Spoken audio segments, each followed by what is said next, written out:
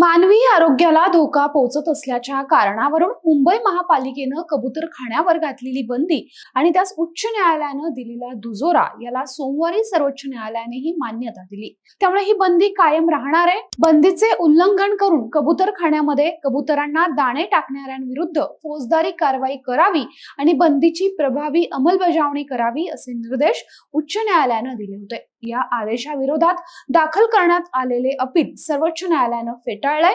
याचिकाकर्त्या पल्लवी पाटील आणि इतरांनी या विरोधात अपील करताना असा दावा केला होता की मुंबईत गेल्या अनेक वर्षांपासून कबुतरांना दाणे टाकण्यासाठी 51 ठिकाणी परवानगी होती, मात्र महापालिकेने कोणतंही ठोस कारण न देता ती ठिकाणं अचानक बंद केली। उच्च न्यायालयाने त्यांचं म्हणणं नीट न ऐकता घाईघाईनं अंतिम आदेश दिला असा त्यांचा आरोप होता।